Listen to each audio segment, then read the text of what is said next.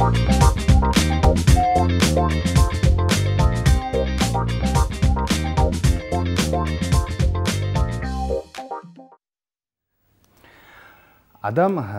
ден соолуктун чың болуш үчүн, көптөгөн оорулардын алдын алыш үчүн жылына 1 же 2 жолу медициналык кароодон өтүп туруш керек. Андан дагы сергек жашоо образында жашаш керек деп ар дайым медицина кызматкерлери айтып келет. Бирок ага карабай эле көпчүлүк мисалы мүмкүн эмес деген нерселерди жасап, көптөгөн оорулар пайда болууда дешет. Саламатсыздарбы? Ден соолук программасы кайрадан түз эфирде ЛТР каналында. Аны мен Сейит Амираев алып барам. Ардактуу көрүүчүлөр, бүгүнкү чыгарылышыбыздын темасы эрте бойго бүтүүнүн зыяндуулугу. Эгерде сиздерде дал ушул тема боюнча кандайдыр бир суроолор болсо, сөзсүз түрдө байланышка чыксаңыздар болот. Байланыш үчүн телефондор 03222 код аркылуу 55732 жана ошондой эле WhatsApp номери дагы иштейт 0508 87 88 97 номери. Анда студиябызга келген кадырлуу конокторду мен сиздерге тааныштырсам. Кишимжан Мурзакулова, Ош шаарынын башкы акушер-гинекологу, жана ошондой эле кийинки коногубуз Назира Казакова, Ош облустук төрөт үйүнүн башкы дарыгеринин орун басары. Саламатсыздарбы? Студиябызга кош келипсиздер. Бүгүнкү тема бул өтө актуалдуу темалардын бири десем болот. Анткени себеби сиздер дайыма ушул гинекологиялык оорулар жөнүндө сөз кылбайлы, ошол эле учурда үй бүлөнү пландаштыруу жөнүндө сөз кылбайлы ушул жерге келип, сөзсүз түрдө кош бойлуулукту да пландаштырыш керек деп айтасыздар да. Ага карабай эле бүгүнкү күндө пландаштырылбаган кош бойлуулуктар көбөйүүдө десем болот да. Бул боюнча маегибизди баштасак, Саламатсыздарбы? Бул эрте бойго бүтүү же болбосо өспүрүм курактагы бойго болуу дегенде биз ушул кыз балдардын 12-13 жаштан баштап эле ушул 18 жашка чейинки курагындагы кош бойлуулукту айтабыз. Негизи биз ушу дүйнө жүзү боюнча алганда жылына 22 миллион өспүрүм кыздардын боюна бүтөт экен. Анын 5,6 миллиону ушул аборт менен бүтөт экен дагы. Анын 3 миллионго жакыны боюнан түшүп калат экен.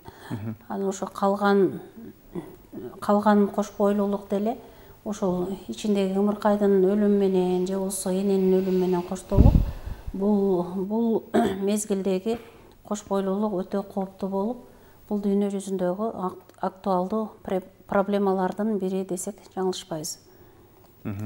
Жакшы, негизинен мына ушул өспүрүмдөр дагы бул күтүүсүз кош бойлуулукка кабылууда деп айтасыздар да. Өзү билбеген учурда деле кош бойлуу болуп калган учурлар кездешүүдө деп. Мына ушундай нерселердин болуусуна бул маалыматтын жоктугунанбы же дагы бир башка маселелер барбы? Мисалы сиздерге келген бейтаптардан билесиздер де, сүйлөшүп көрөсүздөр дегендей. Азыркы учурда эми албетте биринчи маселе бул ошо маалыматтын жоктугу болуп эсептелет. Өспүрүм кыздардын арасында албетте бул кош бойлуулук бул күтүүсүз кош бойлуулук болуп эсептелет көп учурда. Анан биздин азыркы күндө мына дагы бир көйгөй бул кыздарды эрте турмушка берүү, эрте эле күйөөгө берип ошо эрте турмуш куруп, мындайча айтканда баягы немеси жашы жете элек кыздар кош бойлуу болуп келип төрөгөн учурлар да көп кездешет. Несовершеннолетний деп коет. Ушундай учурлар да бар. Анан дагы бир көйгөй бул мына айтып келгендей эле бул өспүрүм кыздарда мындайча айтканда мектеп курактагы кыздарга маалыматтын жетишсиздиги болуп турат да. Азыркы күндүн маселеси бул ошол мурункудай болуп баягындай мектептерде женсовет же баягындай окутуулар поликлиникадан же мындай бир акушер-гинекологдор тарабынан мындай сабак өтүлүп же бир күтүүсүз кош бойлуулукту алдын алуу боюнча маалымат берилбейт да, мындайча айтканда. Албетте бул маалыматтын жетишсиздиги сөзсүз биринчи орунда турат. Ушул себептен бул өспүрүм кыздардын арасында ушул маалыматты жайылтуу бул биринчи ушул СМИ тарабынан дагы, анан бир чети ушул мектеп курактагы кыздардын арасында дагы ушул маалыматты баягы эле эмелерди жандандыруу ушундай бир көйгөй болуп турат да. Жакшы. Сөздү улантсаңыз. Ошол маселеге толуктап кетейин. Шаардын баш катчысы катары, мисалы, бул реформадагы бизде мындай бир топ алдыга кетип калды окшойт дейм. Бизде мурда акушер-гинеколог деген штат бар болчу. Азыр шаар боюнча мен деле акушер-гинеколог катары эсептелбейм да, үй бүлөлүк дарыгерлер анан өспүрүмдөрдүн акушер-гинекологу жок бизде. Анан бул жергиликтүү бийлик, ушул бардык бутактар, укук коргоо органдары, дин кызматкерлери бардыгынын эле ушул көйгөй калып эле биз ошол баягы өрт чыкканда өрт менен эле өрт өчүрүү менен алек болуп атабыз деп ойлойм. Мен ушу 2018-жылдагы бул анда бийликте башка адамдар отурушкан, өспүрүмдөр мектебин ачайлы, ушуларга бул эң мындай бир активдүү мезгилге туура келген мезгил. Булар бардык нерсени татып, бардык нерсенин үстүнөн чыккысы келет да. Анан көбүнчө азыр ата-энелердин баары миграцияда, тала ташта жүрүшөт, акча табам деп. Бул турмуштун көйгөйү. Анан чоң ата, тайне тайталарына коюп коюшат. Анан бардыгыбыз неберелерди жакшы көрөбүз. Буларга бир көзөмөлдүн жоктугу болот өспүрүмдөргө. Экинчи жолу алар биринен бири эле алышат. Анан бул информациянын өтө көптүгү дагы ушул алып барышат да. Себеби интернет булактарында ар кандай мындай сексуалдык жактан дагы бир кыздарды айтабыз да, биз психологиялык жактан дагы булар ушул сексуалдык катнашка эртерээк жетилип калып атышат. Ошо интернет булактарын алып бизде мындай бир аябай чектелбейт да информация, бардыгына бирдей кете берет маалымат. Ушул анан экинчисинен алганда буну бизде өспүрүмдөр дарыгери деп эсептелчү эле мурда. Өспүрүмдөр дарыгеринин дагы жоктугу болуп калды.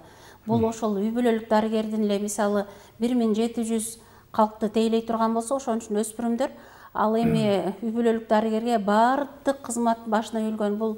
Бул ВИЧ-СПИД боюнча дагы иштеш керек, үй бүлөнү пландоо боюнча да иштеш керек, кош бойлуулар менен да иштеш керек, жүрөк кан тамыры бүткүл оорулардын бардыгы. Анан бул өзүнүн дагы бир убактысы тар болгондугуна байланыштуу өспүрүмдөргө ушул жакшы көңүл бурулбай келет да. Бурулбай калган учур, азыркы учур. Жакшы, ошондо айтсаңыз, мисалы өспүрүмдөрдүн өзүнчө гинекологу болуш керек депчи. Анан жөнөкөй гинеколог менен өспүрүмдөр гинекологунун айырмачылыктары болобу? Өспүрүмдөр гинекологдордун эми бардыгыбыз эле бирдей диплом алып бирдей окуганбыз, бирок өспүрүм мезгилдин өзгөчөлүгү бар да. Аларга өзгөчө мамиле керек, психологиялык жактан. Анан бул өсүп жетилгөндө мисалы чоң аялдар, өсүп жетилүүсү токтогон аялдар менен иштөө бир топ жеңил. Булардын жаш өзгөчөлүгүн карап, айына каратып, жылына каратып, өзгөчө мамилени талап кылат, бардык тарабынан алганда. Бизде ошол өспүрүмдөр дарыгери эмес, чоңдордун дагы акушер-гинеколог дарыгери жок да, мисалы Ош шаарында жок. Бул баягы жаңы реформанын негизинде. Жакшы, анан мисалы эрте бойго бүтүп атат деп айтып атасыздар да, негизинен эрте кош бойлуу болгондор көп өспүрүм кезинде. Негизи канча жаштан баштап кош бойлуулукту күтсө болот кыздар? Эгерде канча жашка чейин мүмкүн эмес, такыр анын ден соолугуна зыян келтирип калышы мүмкүн. Ал дени сак наристени жарык дүйнөгө алып келе албай калышы мүмкүн, жана башка. Өзү биз 16 жаштан 49 жашка чейин бул төрөт курагындагы аял деп эсептелинет. А бирок төрөткө 16 жашындагы кыздар даяр эмес болот. Себеби алар өздөрү бала. Организмдагы ошол биз күткөн деңгээлди өрчүгөн болбойт. Негизинен бул түштүктүн кыздары 20 жаш, 21 жаштан кийин кош бойлуу болсо болот. Ал эми түндүктүн кыздары баары бир түндүк региондо өсүп жетилүү 1,5-2 жылга артка жүрөт да. Бизденчи ошо 23 жаштан кийин мисалы түндүктө, мисалы мына Нарындын, Тоолу райондордо, мисалы өзүбүздүн деле мына Чоң Алай, ушуларда кыздардын жетилүүсү бир топ аркада да 1,5 жылга кечирээк болот. Мында кандай болот? Бул экологиянын таасиринен уламбы? Бул күндүн өзү негизи адамдын бардык жакшы сапаттары энен сүтүнөн жана күндүн нурунан деп айтып келебиз го. Негизи булар күндүн нурунан дагы көп нерсе көз каранды. Бул жерде мисалы мына Чоң Алай районунда 6 айдан 8 айга чейин кыш болот да. Жай мезгил өтө аз мезгил. күндү көрбөйт, витамин D жетишсиз болсо кальций жакшы сиңбейт, магний жакшы сиңбейт. Ал эми ошол эле микроэлементтер жок болсо биздин эстроген, прогестерон деген гормондорубуз бар. Ошолордун иштелип чыгуусу кечендейт. Ошонун негизинде кыздардын өсүүсү дагы кечендеп мына кечирээк болот да. Ошондо түндүк жакта деле, эгерде Кыргызстан түндүгүндө деле салкын аба ырайы болгондуктан. Салкын аба ырайынан дагы көп адамдын өсүп жетилүүсү көз каранды да. Алар мисалы бүгүнкү күндө коомчулукта эрте кош бойлуу болгондор аябай көп катталып атат. Бул жалпыга деле маалым болуп, маалымат булактарында деле айтылып келет да. Анан алар кош бойлуу болду, алардын ден соолугу эмнеден жабыркайт? Ошону кенен түшүндүрүп кетсеңиздер болот. Алардын ден соолугу. Мисалы аял киши, аял катары биз айтып атпайбызбы, 16 жаштан буга чейин мурун мисалы 18 жаштан 25 жаштан үйдө, 4 жашында аялдар 45 жашка чейин деп атпайбызбы. Азыркы күндө ушул жаш мисалы 16. Анан бул медицинада акселерация деген эме түшүнүк бар. Бул жылдан жылга кыздардын жетилүү жашы кичинеден мындай жашарат да, мындайча айтканда. Мисалы мурун 12, 15, 14, 15 жашынан АС келип, вторичный признактары, половой признактары өчсө, азыркы учурда уже 9 жаштан байкаса болот да, 8 жаштан ушу жылдан жылга акселерацияда жүрүп турат. Анан буга туура аба ырайдагы климатический изменения деле таасирин тийгизет. Биздин мына тамактануу дагы, радиация, мына бардык мына технология, ушунун бардыгы кишинин ден соолугуна, анын ичинде мына репродуктивный возраст, репродукциясына дагы таасирин тийгизип өтөт. Анан билесиздер, мына даже жеген тамактан дагы өстүрүлгөн мына жашылча жемиштер деле, бүт эле немелер бизде сөзсүз азыр кошумча бир дарылар менен не болгон, химикаттар кошулган, эми мындай кандай десем, мындай бир таза неме табуу өтө кыйын. Анан көпчүлүк нерселер мына алып кирилет.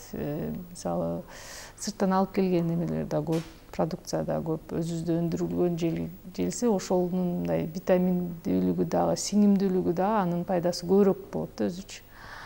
Анан эми мына жаш өспүрүм кыздар боюна болгондо бул эмне үчүн зыяндуу деп атабыз ден соолугуна? Бул биринчиден жаш өспүрүм кыздардын ден соолугу, организми ошого даяр эмес да, эне болууга. Бул бардык мындай аягына чейин өөрчүп, гормоналдык бардык немелери, анан жашоого дагы кандай десем, үй бүлөлүк жашоого дагы мына биздин организм, адам, аял кишинин организми даярдык көрүп, адаптация болуп, анан бир убакыт өтүп, анан кош бойлуу болсо, ошол туура болот экен.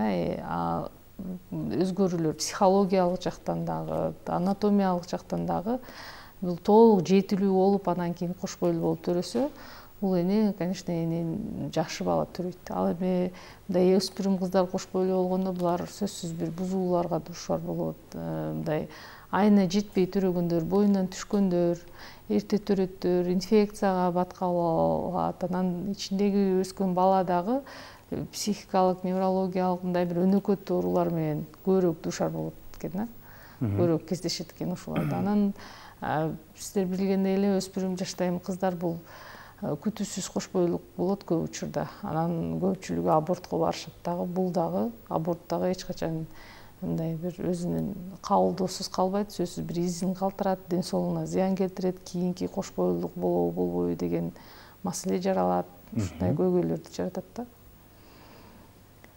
Жакшы. Эрте кош бойлуу болуу бул ден соолукка зыян деп айтып атасыздар да, негизиненчи. Анан бул күтүүсүз кош бойлуулук болду, бирок аны кээде мисалы ошол организмиме зыян болот деп, ошол кош бойлуулукту жок кылууга аракет кылышат да. Бул ошол учурда айтсаңыздар, дарыгер катары, ошол наристени төрөгөн жакшыбы, же болбосо аборт жасатып, же болбосо кош бойлуулукту алдырып койгон жакшыбы? Бойдон алдырган. Эми бул учурда бардыгына жалпылап айтканга болбойт. Мисалы кош бойлуулук мезгилде организм өтө мындай татаал режимде иштей баштайт да, 2-3 эселенип, себеби эки адам үчүн иштейт да. Көбүнчө бул жүрөк кан тамыр системасына таасирин тийгизет. Кыз балдар мисалы эрте кош бойлуулук, бул көбүнчө купуя кош бойлуулук да, ата энеси билбейт, кокусунан кош бойлуу болуп калган. Ал эми кош бойлуулуктун эртең эмне менен бүтүшү бул 90% ошол чөйрөдөгүлөрдүн колдоосуна муктаж да. Колдоосу бардыгы ушундай бир кубаныч менен ошого керектүү дары дармектерди алып берип, ошого бир кам көргөн учурда гана бул кош бойлуулук жакшы бүтөт да. А негизи бул кош бойлуу болду, бул кээде өзүнүн кош бойлуу болгонун деле билишпейт да. 4-5 айга чейин качан ошо ичиндеги күмөнү кыймылга келип калганда анан кош бойлуу болуп калганын билип, анан булар кимге кайрылышын билбейт, баягы бир досуна кайрылат, бир тааныш билиштерине кайрылып, мындай бирөөдөн бирөөгө ордуна дароо эле бир дарыгерге деле келе коюшпайт да бул өспүрүм кыздар. Себеби ата-энем айтып коет же ушундай бир кооптонуу пайда болот дагы. Бул жерден булар моралдык жактан дагы мындай өзүнчө эзилүү, чүнчүп кетүү пайда болот дагы. Буларда өтө көп мындай токсикоз маселеси деп коет, баягы кусуп, ушул баягы талгак баш караңгы кан азайып кетиш, ушул баягы баланын тонунун жакшы өспөй калышы, же ушул ичиндеги күмөнүн өспөй калышы ар кандай кабылдоолорго көп учурайт. Бирок ушул төрөш жакшыбы же төрөбөгөн жакшыбы? Экөөнүн кабылдоосу окшош эле. Окшош эле мындай карагандачы.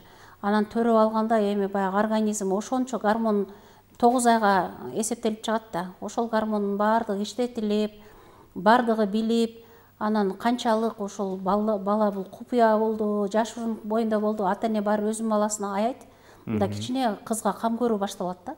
Эгер ата-энеге айтпай боюнан түшүрүп салса, ошол боюнан түшүргөнүн эртеси эле бул оор жумуштарды жасап, же дагы бир башка жумуштар жасап, ар кандай инфекциялык ооруларга, ошондой кабылдоолорго учуроо аборт учурунда көбүрөөк болуп калат да буларчы. Ошол анан төрөгөндө деле ошондой эле кабылдоо, бирок эми аборт учурунда булар психологиялык жактан дагы жабырланып, булар ушул көп жылга чейин созулуп кетет да. Анан эми кайсы бир этапта ата-эненин колдоосун сезген өспүрүм кыз өзүн өзү түздөп кетет да. Биз мына практикалык деле жүздө көрүп жүрбөйбүзбү? Практикалык түрүндө деле. Жакшы, мына ушул кош бойлуулукту жок кылуу, же болбосо бойдон алдыруу, бул жогоруда жакшы айттыңыздар да, негизи адамдын психикасына да өзгөчө таасир берет депчи. Анан мына ушул психикасына таасир бергенде кандайдыр бир гормондордо дагы өзгөрүүлөр болот деп айтылат да. Сиздер медик катары түшүндүрүп берсеңиздер. Сөзсүз түрдө болот да. Гормондор мисалы бойдо болгондо биз мисалы 1-2 айлык эмес да, бул 9 айга ылайыкташтырылып гормондор бөлүнүп чыгат. Ошол кош бойлуулук болгондо мисалы биз 2 айында же 1 айында ошол кош бойлуулукту үзгүлтүккө учурап аборт жасап койгон болсок, калган 8 айлык 7 айлык гормон бул организмде эле чогулуп калат да. Чогулуп калат, бул гормоналдык бузулуулар келип чыгат бул кыздардачы. Ар кандай бузулуулар келип чыгат, киста, миома, ар кандай бул шишик оорулары келип чыгат, анан айыздын бузулуусу келип чыгат, анан буларда депрессия пайда болот. Баягы булар эми керектүү ошол гормонду бузулууну гормон менен гана жөнгө салабыз да. Анан ошол гормоналдык дайындоолор дагы кээде бул өспүрүм кыздарга мындай туура келбейт да. Каршы көрсөтмөлөрү толтура болуп калышы мүмкүн. Ошондой буларды жөнгө салып, кайра мурдагы өзүнүн калыбына келтирүү өтө оорго турат дарыгерлер үчүн деле. Бир жагы булар өтө кеч кайрылып калат. Анан ошонун эсебинен бул кыздарыбыз убагында дарыламаган үчүн бул баягы гормоналдык бузулуулар негизинде бул тукумсуздукка деле алып келет. Ар кандай ооруларга, кабылдоолорго, кээде булар ушу жатынынан ажырап калган учурлар болот, баягы инфекцияга кабылып, ошо жатыны кабылдап кетип, баягы ысытмалап, ар кандай мындай септикалык ооруларга дагы туш келип калган учурлар көп да булардын ичинде. Жакшы, анан айтасыздар да ар дайым элечи, бул өспүрүм кыздардын саламаттыгына биринчи кезекте энеси, апасы өзгөчө көңүл буруш керек депчи. Анын ден соолугуна карап, бардык нерсени ошол апасы үйрөтүш керек деп. Ушул нерсени дагы бир жолу кайталап кетсеңиздер болот да, көрүүчүлөргө жетиштүү болуш үчүн. Эми ар бир кызга тарбия үйдөн башталат. Эненин көңүлү бөлүшү, ушул кыздардын чоңоюшу, башкасы өзгөрүүсү, мына айрыкча ушул өспүрүм кыздарда мындай гормоналдык өзгөрүүлөр жүрөт. Биз баягы жаштан жашка өспүрүм кезде гормонал экинчи белгилер, жыныстык белгилер пайда болот. Ошонун баардыгы кыздарда мындай психикалык да, анатомиялык кандай өзгөрүүлөр жүрсө, психикалык да өзгөрүүлөр жүрөт. Ошон үчүн ушул тушта аябай энелердин колдоосу аябай зарыл, энелердин көңүл буруусу, канткенде кандай болот, ошо үйдөн кичине кыздарга көңүл бөлүп, мисалы биринчи айыз келгенде эмне кылыш керек, кандай гигиена, өздүк гигиенаны кандай сакташ керек, канткенде кандай болот, кош бойлуулук канткенде пайда болот. Азыркы айтылып кетти, мына интернет маалыматтарында өтө көп информация бар, туура деле, туура эмес деле, туура эмес маалымат, туура эмес жолго салып коюшу мүмкүн да өспүрүм кыздардычы. Ошондуктан үйдөгү энелердин таасири эң биринчи немеде турат да. Эгер ушу туура мамиле жасап, көңүл бөлүп ошол кыздарга баарын үйрөтүп айтып десе, күтүүсүз кош бойлуулукту бирден бир жолу ошол деп эсептейм. Биринчи үйдөн башталат. Анан экинчи мына кыздар айтканда да биз айтпайбызбы, мындай жат кишиге айтпай ушул эне менен кыздын ортосунда жакшы мамиле болсо, мындай баарын айтып ушу энесине айтса, ошол туура болот да. Себеби бул өспүрүм кыздар ушундай гормоналдык өзгөрүүлөр жүргөндө ар кандай мындай стрессовый состояниялар болот, стресске түшөт, башка болот. Мен ушинтип туура эмес болуп атабы же кандай болуп атат, түшүнүксүз болот дагы, маалыматты ар жактан издейт да. Ошол маалыматты ушул энелер билсе эң туура болмок да. Энелер эми биз дайыма эле кыздарыбызга күйүп, мындай туура жагын, оң жагын түшүндүрүп туура айтат да, анан башка интернет булактары же башка көчөдөгү аялдар, достору туура эмес маалымат берип коюшу мүмкүн. Анан ошол эле баягы күтүүсүз кош бойлуулук болгондо биз айтпайбызбы, өтө мындай бир туугандарына, энесине көпчүлүк айтпайт дагы. Булар баягы абортко дагы айтпай барышы мүмкүн дагы.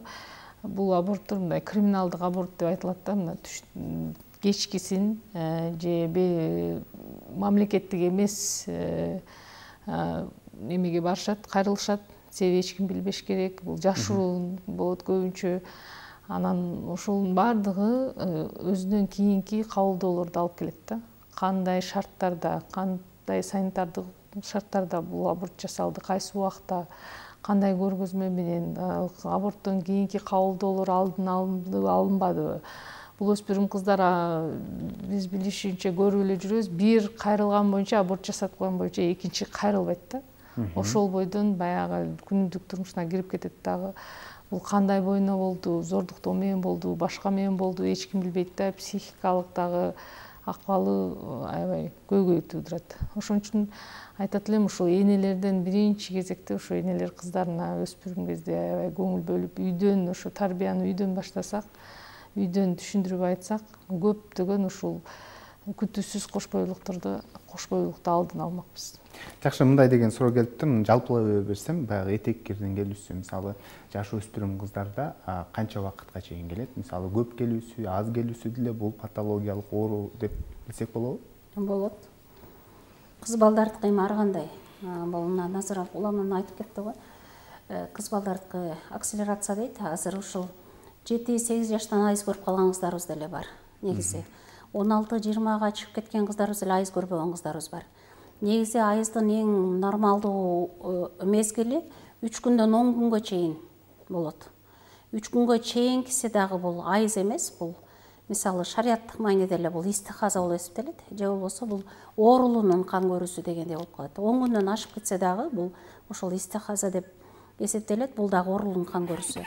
Ал эми 3 күндөн 10 күнгө чейин бул апасынын, тайэжесинин, тайнесинин адаты канчалык болсо, кыздарда да ошончо күн көрөт да. Негизи бул тукум куучулугу ошол апасы тараптан берилет бул айызга.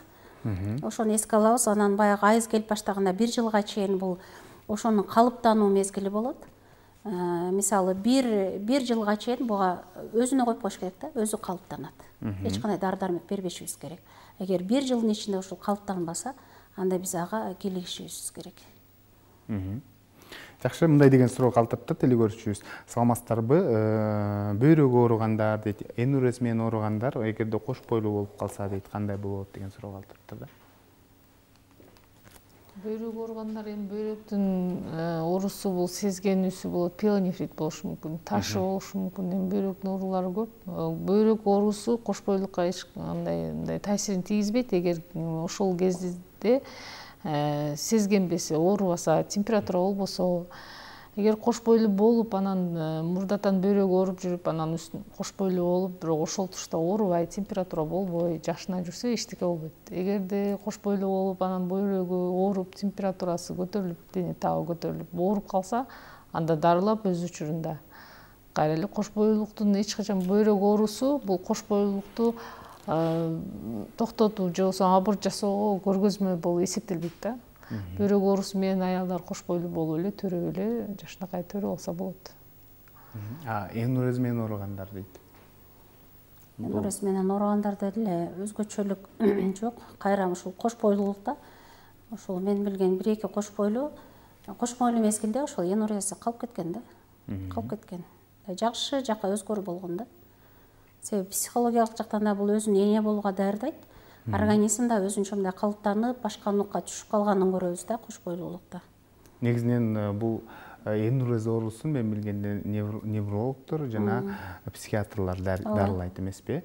Демек, кош бойлуу кезинде кандайдыр бир жакшы жагын таасир берип, кош бойлуулук анан жакшы жакка өзгөргөн экен. Жакшы, биз маегибизге бир аз сынгуу жарыялап, кезекти видео материалга берсек, андан соң кайрадан жолугушабыз. Биз менен бирге болуңуздар.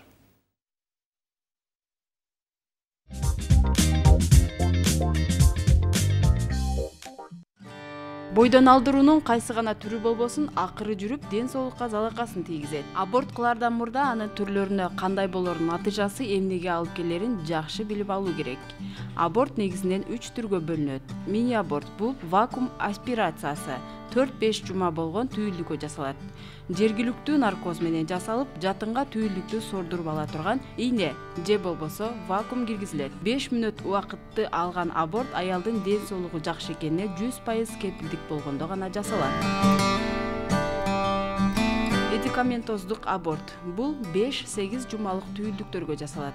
Тирүү түйүлдүктү жок кылууга дарынын жардамы колдонулат. Классикалык аборт 16-28 жума аралыгында жасалуучу аборт. Түйүлдүктү медициналык жабдык менен улам денесинин бир бөлүгүн жулуп олтуруп, жатындан аны толугу менен алып таштайт. Бул мөөнөттө бала дем алып, жүрөгү согуп, тирүүлүк үчүн күрөшүп калган кези болот. Демек, тирүү адамды өлтүргөнгө барабар.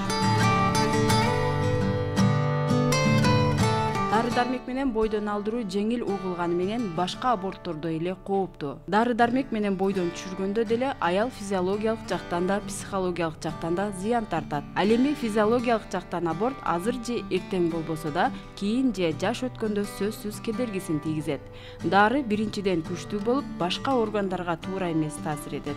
Кан көп кетип, аз кандуулукка алып келет. Дары менен бойдон алдырганда төрөгөн сыяктуу эле жатын калыбына келелек болуп, түрдүү инфекциялар кирип кетиши мүмкүн. Эң коркунучтуусу кийин балалуу боло албай калышыңыз мүмкүн. Негизи эле аборт көптөгөн гинекологиялык ооруларга жол ачат. Убакытты аябай дарыгерге көрүнүп, кеңешип туруу зарыл. Жогоруда аталган аборттун 3 түрү тең эле ден соолукка абдан зыян. Ошондуктан аборт кылаардан мурун ойлонуңуз.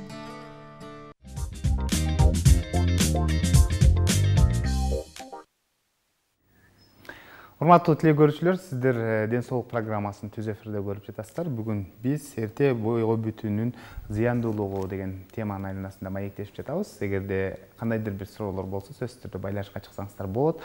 Байланыштын телефондору 032 код аркылуу 55732 жана ошондой эле WhatsApp номери дагы иштейт 0508 87 88 97 номер.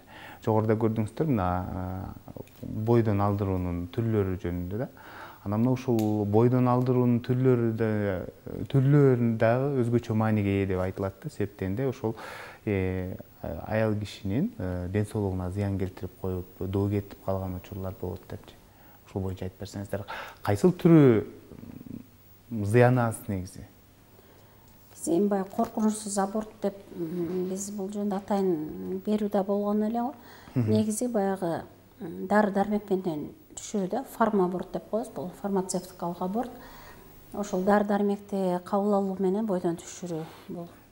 Эч кандай жатынга кирип, эч кандай тазалоолор болбойт. Мындай жакшы ичип койсо, ошол айыз катары келип тазаланып калат. Эми анын өзүнүн мезгилдери бар. Чоң мезгил болбойт. Мисалы 9 жумага чейин ошол үй бүлөлүк дарыгерге барса, ошол өздөрүнүн караган ошол үй бүлөлүк дарыгерлер борборунда эле рецепт жаздырып алып түшүрсө болот да. Ал эми баягы вакуум аспирацияда тазалайт. Бир жагы мына психологиялык жактан жабыркайт, оорун сезет, ушундай да. Анан эми баягы инструмент менен тазалоо азыр жокко эсе тазаланбайт. Жакшы, анан айтсаңыздар, негизинен мына ушул күтүүсүз кош бойлуулукту жок кылуу, бойдон алдыруу дагы, бул бойдон алдырган учурда дагы мисалы төрөгөн менен барабар деп айтып бересиздер да, негизиненчи. Анан кандайча кам көрүш керек, өспүрүм кыздар болсо ата-энелери кандайча кам көрүш керек, чоң эле бойго жеткен кыздар болсо өзүнө кандай кам көрүш керек. Айтып атпайсыздар, бүгүн алдырып койгон болсо экинчи жолу кайрылбай ошол эле жумуш менен алек болот деп. Канча убакыт ошол дарыгердин көзөмөлүндө болуш керек? Бул өзү кыз бала төрөлгөн күндөн эле эртеңки эне төрөлдү деп айтыш керек да. Ошол күндөн баштап анан кыз баланы тарбиялоодо эне өзү тарбиялуу болушу шарт. Эне өзү билимдүү болушу шарт. Мен ошол билим берүү системасына деле, ошо министрлигине деле кайрылган учурларым болгон. Ошол 10 жылдык орто билим берүүнү сөзсүз түрдө мурдагы бир союз мезгилиндей бир калыптандыруу. Себеби эрте кош бойлуу, эрте күйөөгө берүү бир жагы зордук, зомбулук менен дагы коштолот. Себеби анын билими жок кыздын. Ошол 5-6 башталгыч билим менен же болбосо башталгыч билими дагы жок. Билимсиз адам сөзсүз бул турмуштун ош кыйыштарына жакшы туруштук бере албайт. Анан бизде баягы бакыр бөкүр урушмай, бизге эмне үчүн апасына айта албайт? Себеби апам эне менен кыздын ортосунда бир кандайдыр бир парда болот да, айта албаган. Мисалы мына мен ушу энелерге сунуштайт элем. Мына түрк эли өтө жакшы тарбия берет да, мына бакырбаган апалар же бактылуу кыз деген ошо китептери бар түрктөрдүн. Ошол жерде өтө жакшы кыз баланы кантип тарбиялаш керек, урушпай. Кыз бала ошол бардык көйгөйдү биринчи чуркап келип энесине айта турган деңгээлге кандай жетиш керек. Ушул анын экинчи бир ушундай бир мектеп ачыш керек деп ойлойм мен. Бул бала бакчадан баштап бул тарбиячылар ошол жерге кыз баланы туура тарбиялаш үчүн ошол бала бакчадагы тарбиячылардын дагы билим деңгээли болуш керек. Кыз баланы кандай тарбиялаш керек? Эркек баланын бир айырмасы болот да кыз баланы. Анан мектеп жашында, мектепте ушул кыздар комитети бар, ошо баягы аялдар совети бар дегендей. Ошол эжекелер тарабынан дагы бул билимдүү болуп, кыздардын ошо медициналык жактан тарбиясына дагы көбүрөөк көңүл буруш керек. Баягы мектептин дарыгерлери менен чогуу бул кыз баланы тарбиялоо бир гана ата эненин эмес, бул жерде бүткүл коомдун көйгөйү, коомдун проблемасы. Качан бардык коом ошо кыз баланы туура тарбия алыш үчүн бардыгыбыз аракет жасаганда гана биз ошо бактылуу балалыкты, бактылуу энеликти камсыз кылабыз деп ойлойм. Ошол баягы биз мында алдын ала кароолордон өткөрүү мектеп жашынан баштап, мисалы бизге студенттерге барып лекция окуп калган мезгилде алар кайрылат да, мен 20-га чыгып калдым, бирок айыз көрө элекмин деген кыздар бар. Мен ушинтке мен мындай мисалы көкүрөк бездерим өсө элек деген кыздар бар да. Ошого чейин апасынан же эжекелерден эч жерден укпаган кыздарыбыз бар. Аларды калыптандыруу үчүн ошол бир мындай алтындай болгон убакыт өтүп кеткен болот. Ошону калыбына келтирүү кыйыныраак болот да. Ошону ар бир этаптын, ар бир мезгилдин өзүнө ылайык кароолордон өткөрүп, бул кыз баланын ар бир жыл сайын өткөрүп, көрүп, ушул ден соолугуна туура мамиле жасап, ошондой эле тарбиялык мааниде да бунун таалим тарбиясына да жакшы көңүл бурсак, биздин кыздар мындай ушундай кабылдоолорго учурабайт да, мындай көйгөйлүү маселелер жаралбайт деп ойлойм. Кошумчалап кетесизби? Эсептен де баягы кош бойлуулукту жок кылды, андан кийин сиздердин көзөмөлүңүздөрдө. Кош бойлуулукту жок кылгандан кийин биз ушул абортту айтат элем, ушул медициналык кызматкерлер тарабынан гана, айрыкча ушу акушер-гинекологдор гана тарабынан гана жасалса туура болмок. Себеби азыркы күндө мына буга чейин да бул көрүнүш болуп келген. Биздин дарыканаларда ушу аборттун фармаборт деп атпайбызбы, дарыларын сатып, өздөрүнчө эле үйдөн эле баягы кайрылып сатып, ошол үйдөн аборт болуп, анан аборттун кабылдоолору менен келип түшкөн учурлар көп кездешкен да. Кийинки учурда азыр бир гана рецепт аркылуу берилет деген эме чыккан, буйрук чыккан. Ошол себептен абортту жасатсаңыздар бир гана акушер-гинекологдун көзөмөлүндө, акушер-гинекологдун рецепти менен гана жасатсаңыздар деп сунуштайм биринчи очередде. Анан экинчиси, бул аборт жасаардын алдында өспүрүм кыз болобу же аял болобу сөзсүз түшүндүрүү иштери жүргүзүлүш керек. Кандай абортту кайсы жол менен айтып атпайбызбы, 3 жолу бар деп. Ал кайсы жол менен жасатса аял киши же кыз өзү тандап алыш керек. Кайсынысы өзүнө ыңгайлуу көрсө. Бирок ага чейин ошо акушер-гинекологдор ошол толук маалымат берип, кайсы жолдору бар, кандай алар ар бир жолунун кандай жакшы жактары, кандай жаман жактары, анан аборттун кандай кабылдоолору болот. Аборттун кабылдоолорунун ичинен бул биринчи немеде бул кан кетүү. Буга чейин да айтып кеттик, баягы кан кетүү көп болуп, жатына алынып калган учурлар да болгон. Бул аябай көп кан кеткенде аял кишинин ошо өмүрүн сактап калуу максатында жасалат да мындай эмелер. Бул эми эң жаман кабылдоосунун бири. Албетте бул аз кездешет, бирок ушундай да болот. Ал жөнүндө да маалыматы болуш керек. Экинчиси бул инфекция. Аборт жасалган учурда инфекцияга кабылып калышы мүмкүн. Себеби төрөт жолдору ачылып, кан келип, бойунан түшкөндөн кийин же инструмент менен жасалган аборттордон көбүнчө кайсы кандай учурларда санитариялык немеге да байланыштуу болот, бул состояниясына дагы. Инфекция өрчүгөндө бул дагы инфекция аябай өрчүп, дарылоого жакшы болбой не болгондо жатына алынып калган учурлар болот. Ошон үчүн ушундай кабылдоолор бар экенин билиш керек, маалыматы болуш керек. Аборт жасаткандан кийин сөзсүз кийинки 1 жума, 2 жуманын ичинде УЗИ контроль керек. Жатынды бул толук түштү, толук түшпөдү, абортубуз инфекциялык бир кабылдоого кабылбадыбы, калып калышы мүмкүн, остатки деп коет. Толук түшпөй калып, же кичине кан чогулуп калышы мүмкүн, же жатын моюнчасы жабылып калып, кичине кан калса ал инфекцияга кабылып калышы мүмкүн. Ушундай кабылдоолордун алдын алыш үчүн аборт жасаткандан кийин сөз 1 жума, 2 жуманын ичинде кайра ошол гинекологко кайрылып текшерүүдөн өтүш керек. УЗИ анан гинекологдун кароосунан сөз өтүш керек. Жакшы, эки суроо берсем, бул көрүүчүлөрдүн суроосу экен. Саламатсыздарбы? Түйүлдүк туура эмес жатып калса, кантип ордуна келтирсек болот дейт. Кыскача жооп берсеңиздер. Анан экинчи суроо болсо, мисалы, кош бойлуу болдум дейт, анан өспөй калды, кандай вирус бар экен деген суроо калтырыпты да. Кыскача жалпылап туруп жооп берип койсоңуз, Бул өзү клиникалык протоколдор бар. 18-жылкы ошонун негизинде көзөмөл жүргүзүлөт. Мына мен баштапкы үй бүлөлүк дарыгерлер борборунун дарыгери катарынан айтып кетем. Түйүлдүк деп, түйүлдүк бул өзү 3 айга чейин түйүлдүк деп эсептелет. Ал ар кандай болуп жата берет. Ал эми күмөн деп ошол 3 айдан кийин ошо кадимки бардык органдары өсүп жетилгенден кийин бул күмөн деп эсептелет да. Ал эми 32 жумадан кийин бул жайгашуусу аныкталып калат. Кээде жамбашы менен, кээде туурасынан, кээде башынан. Бирок ушул 85-88% башы менен жатышат. Анан муну далилдүү медицинанын базасына таянган болсок, муну биз эч кандай оңдой албайбыз. Аны оңдоонун кажети да жок.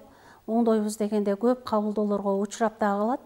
Себеби тондун сырылып кетүүсү же башка, бала жөн туура эмес жатып калбайт да. Же ошо жатынын формасы башкача, куш жатындар болот. Анан муну кээде баягы кемпирлер бар, көлбөтүп коюш керек, оңдоп коюш керек деп баягы бир материалдарга салып алып кыймылдатып, ошондой болуп атканда бул ар кандай кабылдоого туш келип калышы мүмкүн. Бул өзүнөн өзү оңдолуп калат. Төрөп жатканда деле кээде оңдолуп калат. Анан оңдолбогон болсо, мисалы жамбашы менен келип калса, бул деле норманын бир туру. Жамбашы менен деле төрөй беришет. Ал эми туурасынан келип калса, анда айла жок, операция жолу менен төрөйт. Ал эми баланын өспөй калуусу жөнүндө айта турган болсок, бул ар кандай вирустар бар. Мисалы цитомегаловирус деген бар, ЦМВ деп коет, вирус простого герпеса деп коет. Ошол анан кийин баягы кызамык, кызылча вирустары бар. Буларды текшерүүдөн өтүш керек. Кээде гормоналдык жетишсиздиктин негизинен дагы өспөй калышы мүмкүн. Кээде ошол күйөөсүнүн спермасы алсыз болсо, анын эсебинен деле өспөй калышы мүмкүн. Мында көп да, себептер өтө көп. Анан ар бир учурга өзүнчө баа берүү зарыл. Ошонун өзүнүн жыйынтыкка келип, анан ошону дарылайбыз да. Жакшы, ардактуу көрүүчүлөр, бүгүн бизде конокто Кишимжан Мурзакулова, Ош шаарынын башкы акушер гинекологу жана ошондой эле кийинки коногубуз Назира Казакова, Ош облусунун Төрөт үйүнүн башкы дарыгеринин орун басары болду. Сиздерге рахмат айтабыз. Атайын убакыт бөлүп бүгүнкү тема боюнча жакшы маалымат айтып бердиңиздер. Анан дагы сөзсүз түрдө ошол жаш өспүрүм кыздардын билим деңгээлин өстүрүш керек деп айтып калдыңыздар да. Ошол эле учурда аларды караган энелердин дагы ошол сабаттуулугун өстүрсөк, бул көйгөйдүн алдын алган болобуз деп ойлойм. Ушун менен Ден соолук программасы өз соңуна келип жетти. Аны мен Сейит Амираев алып бардым. Кайрадан эфир аркылуу амандашканча сак саламатта туруңуздар.